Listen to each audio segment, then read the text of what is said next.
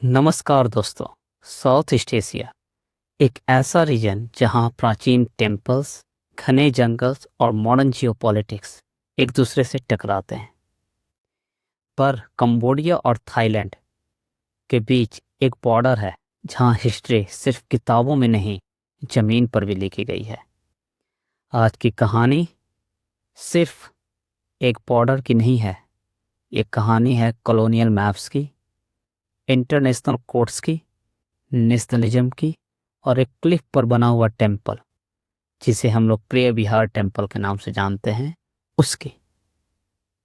इस डिस्प्यूट की शुरुआत होती है 19th सेंचुरी में, जब south east Asia European colonial power के कंट्रोल में था। फ्रांस ने कंबोडिया को अपनी कॉलोनी बनाया, जिसे कहा गया फ्रेंच इंडो चाइना, और थाईलैंड, जिसे तब सियाम कहा जाता था, एक इंडिपेंडेंट किंगडम था। 1904 और 1907 में फ्रांस और सियाम के बीच ट्रीटी हुई, जिसमें बॉर्डर डिफाइन करने की कोशिश की गई। फ्रेंच सर्वेयर ने एक मैप बनाया जिसे ओमेक्स 1 मैप के नाम से जाना गया। इस मैप के मुताबिक प्रिय विहार टेम्पल कंबोडिया के टेरिटरी में आता है। थाईलैंड उस वक्त इस मैप पर ऑफिशियली कोई भी ऑब्जेक्शन नहीं किया, लेकिन दशकों बाद वही मैप पूरे कॉन्फ्लिक्ट का सेंटर। प्रिय विहार टेम्पल 11th सेंचुरी का एक हिंदू टेम्पल खाइमर एम्पायर के दौरान बनाया गया था। यह टेम्पल 500 मीटर ऊंची क्लिफ पर बना है और ज्योग्राफिकली थाईलैंड की तरफ से ज़्यादा एक्सेसिबल है। इसी वजह से थाईलैंड का क्लेम था कि टेम्पल तक हमारा रास्ता जाता है तो टेम्पल हमारा है। कंबोडिया का कहना था हिस्ट्री, मैप्स और इंटरनेशनल लॉज के हिसाब से ये हमारी ज़मीन है। यहीं से ये डिस्प्यूट सिर्फ इमोशन ही नहीं, लीगल भी बन गया। 1962 में कंबोडिया इस मैटर को ले गया international court of justice the Hague में। वहाँ के जजेज ने मैप्स, ट्रीटीज और हिस्टोरिकल कंडक्ट का एनालिसिस किया और अपना फाइनल वर्डिक्ट दिया। फाइनल वर्डिक्ट क्लियर था। कोर्ट ने कहा प्रिय विहार टेम्पल कंबोडिया का है। थाईलैंड को टेम्पल से अपने ट्रूप्स हटाने का ऑर्डर दिया गया। डिसीजन लीगली फाइनल था, लेकिन ग्राउंड रियलिटी अभी भी कॉम्प्लिकेटेड थी। 2008 में एक नया चैप्टर शुरू हुआ। यूनेस्को ने प्रिय विहार टेम्पल को वर्ल्ड हेरिटेज साइट डिक्लेयर कर दिया कंबोडिया के नाम पर। थाईलैंड के अंदर इस डिसीजन को नेशनलिज्म के लेंस से देखा न जाने लगा। प्रोटेस्ट हुए, पॉलिटिकल प्रेशर भी बढ़ा, बॉर्डर के पास सोल्जर्स डिप्लॉय होने लगे।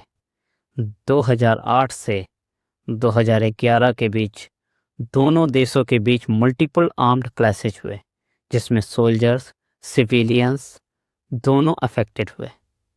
ये कल्चरल हेरिटेज साइट थी, पर बैटलफील्ड में कन्वर्ट हो चुकी थी। अब आते हैं 2025 में, जब यह पुराना डिस्प्यूट एक बार फिर एक्सप्लोड हो गया। मई 2025 में एक कंबोडियन सोल्जर्स बॉर्डर क्रैश में मारा गया।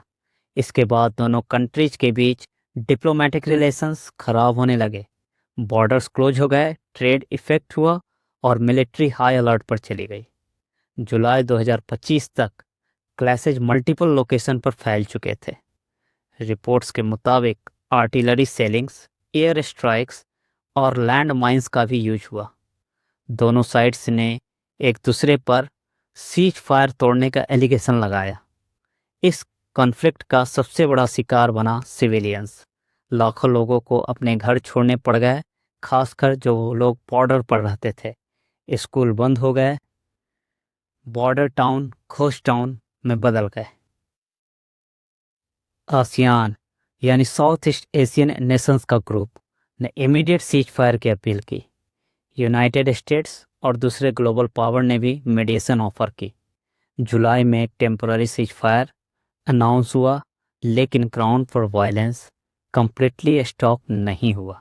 दिसंबर 2025 तक बॉर्डर पर टेंशन फिर से हाई हो गई और थाईलैंड ने कुछ रीजन्स पर कर्फ्यू भी लगा दिया।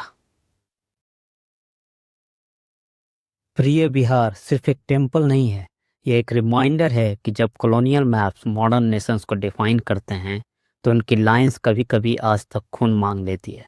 साउथ ईस्ट एशिया के इस क्लिफ पर बना टेम्पल आज भी दुनिया को ये सवाल पूछता है, हेरिटेज ज़्यादा इम्पोर्टेंट है या बॉर्डर्स।